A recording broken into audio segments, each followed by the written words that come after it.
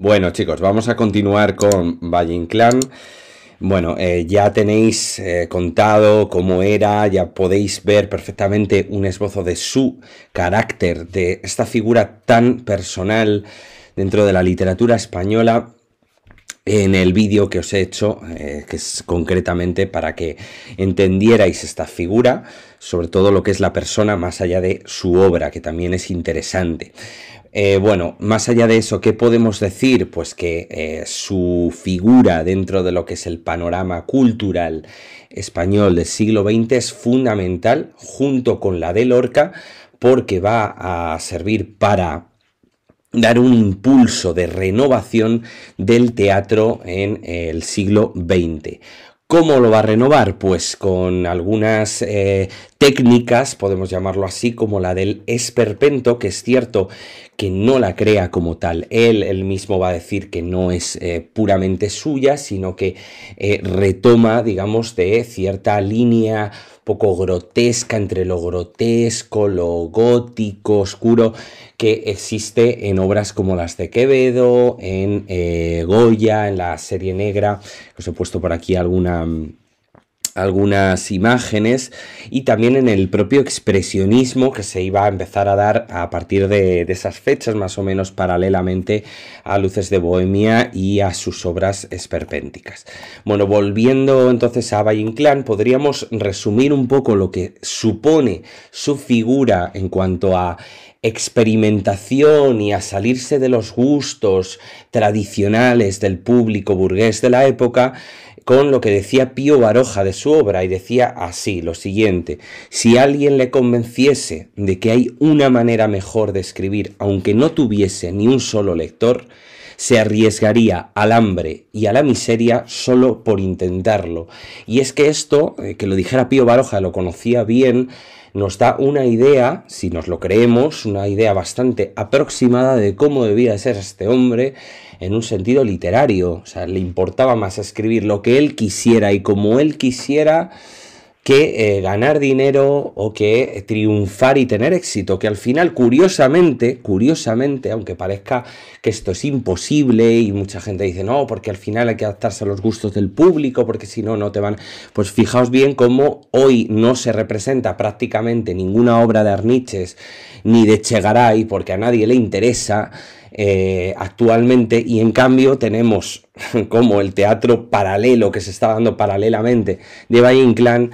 En aquel momento es verdad que no se estrenaba muchas veces porque no era entendido en su época, pero hoy día sí que se estrena. Parece que escribía para nosotros, para las personas del finales del siglo XX, para comienzos del siglo XXI.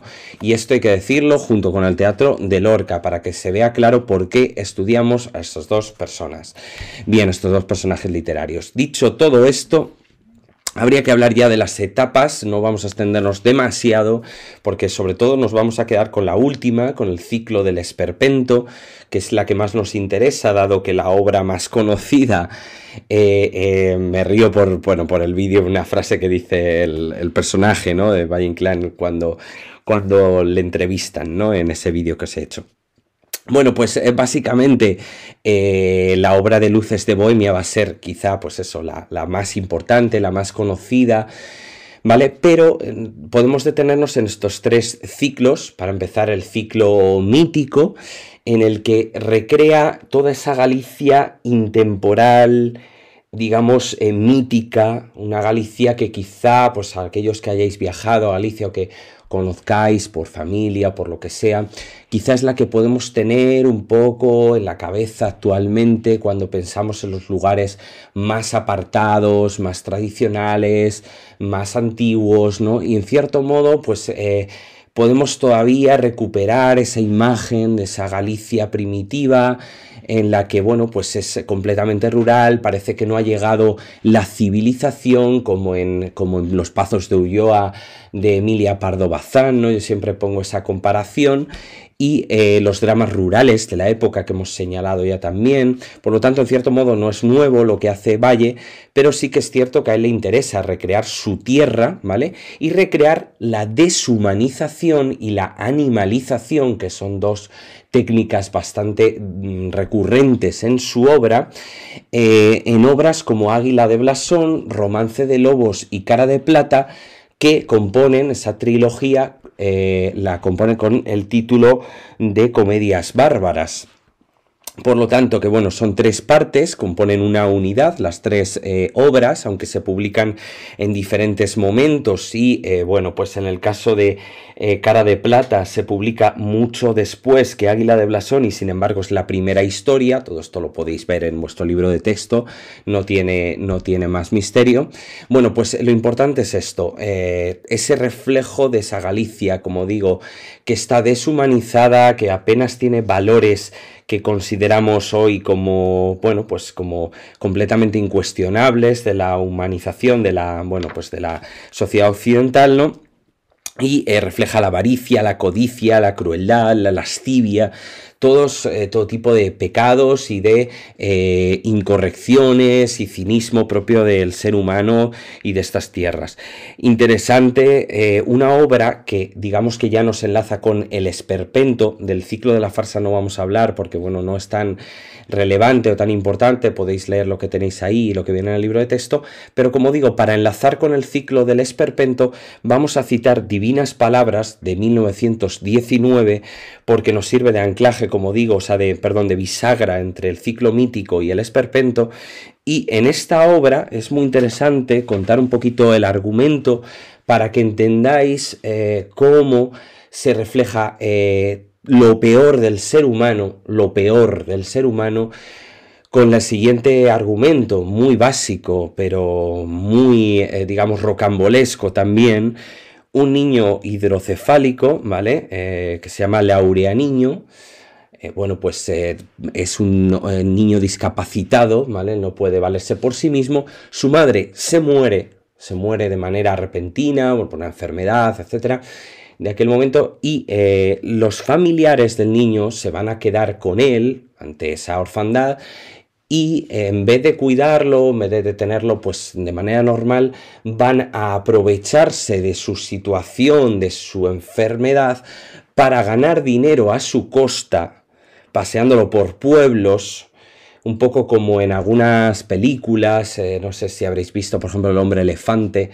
Bueno, es una película bastante extraña, seguramente no, pero os invito a verla dentro de ese cine tampoco comercial, que como en el teatro anticomercial, que es del que estábamos hablando. Y bueno, en cierto modo es esto, ¿no? El reírse de una persona desvalida, de una persona con un problema bastante visible, ¿no? Y bastante importante, lo exhiben, lo explotan, ¿no? Económicamente y, bueno, pues entendemos que aquí Valle Inclán va a hacer una crítica, ¿no? Pero una crítica a su modo, a su estilo, de manera súper grotesca y súper esperpéntica. Ya llegamos a esa palabra fundamental en su obra. Aquí tenéis pues los diferentes ciclos, ¿vale? De ejemplos con pequeños vídeos en los que se reflejan y llegamos por lo tanto a ese esperpento con, bueno, pues esa exageración grotesca de la realidad para extraer los males de la humanidad, extraer lo peor del ser humano, parodiándolo en extremo, caricaturizándolo. Tengamos en cuenta la época en la que estamos, comienzos del siglo XX, corrupción política, desastres humanos como guerras, crisis, una falta de cultura brutal, ¿no? La ignorancia del pueblo, que se suma a una avaricia, una falta de escrúpulos de una sociedad que ha perdido el rumbo en un sentido moral, que está perdida y que, bueno, pues lo vemos desde la Guerra Mundial, la Primera Guerra Mundial, el auge del fascismo, bueno, pues una serie de circunstancias, ¿no? Que ven que por las que se puede ver que la humanidad está perdida. Y Valle Inclán, que es un ser bastante sensible a todo esto, con, bueno, pues su moral, su forma de entender de manera teatral el mundo, lo lleva a hacer una caricatura exagerada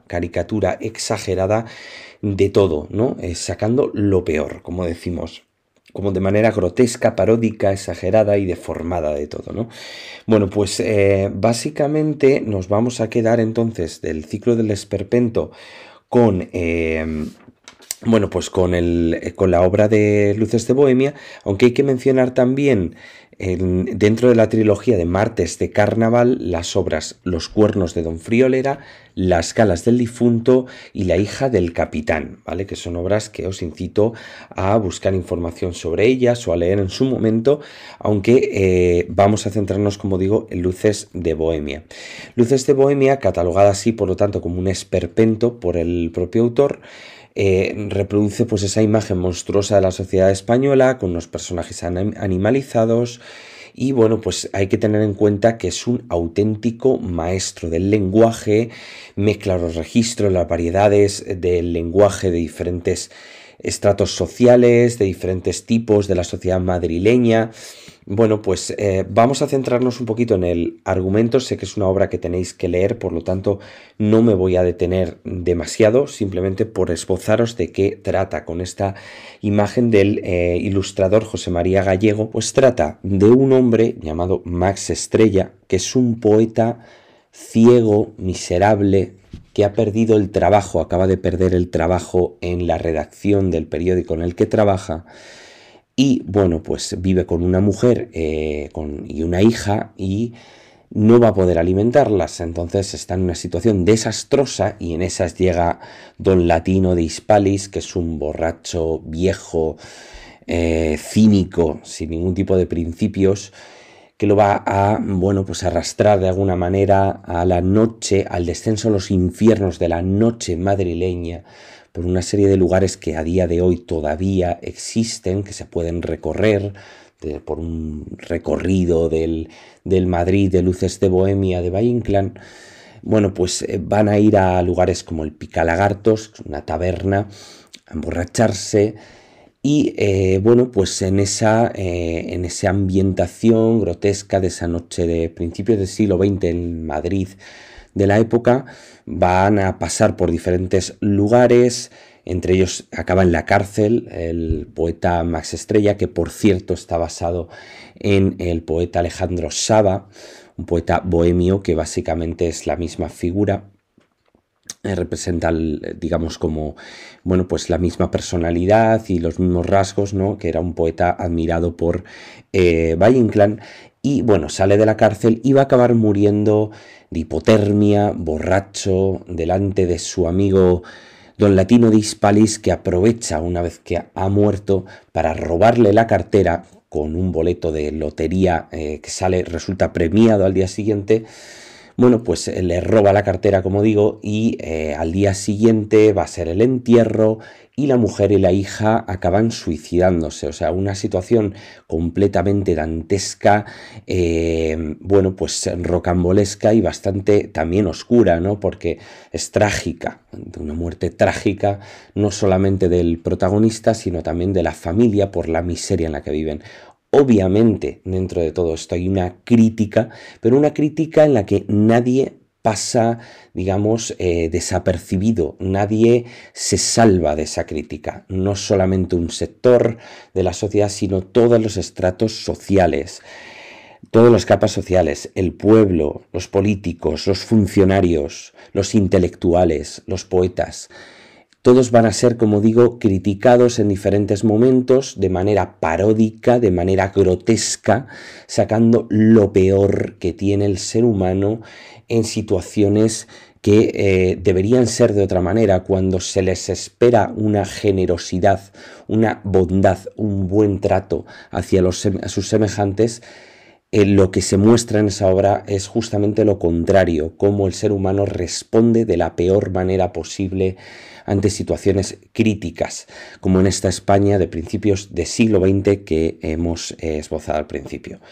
Y con esto, por lo tanto, bueno, podríamos citar algunas frases, como veis aquí, de la obra, que espero que leáis y que por lo tanto seáis vosotros los que le encontréis sentido a estas frases. Y acabamos con una que es muy interesante, de cómo se habla de esa miseria ya no solo económica, ¿no? Como decían los regeneracionistas como Joaquín Costa, ¿no? No solamente una miseria económica, social, sino también de su propia alma, ¿no? La miseria moral. Y dice así: la miseria del pueblo español, La gran miseria moral, esto lo dice todo Max Estrella, está en su chabacana sensibilidad ante los enigmas de la vida y de la muerte. La vida es un magro puchero, la muerte una carantoña ensabanada que enseña los dientes. Este pueblo miserable transforma todos los grandes conceptos en un cuento de beatas costureras. Su religión es una chochez de viejas que disecan al gato cuando se les muere. Bueno, pues para que veáis esa grandeza literaria, metafórica, hiperbólica que maneja con un dominio brutal nuestro autor Valle Inclán, que creo que ha sido suficiente con todo este esbozo que hemos hecho. Y hasta aquí, chicos, hasta la próxima.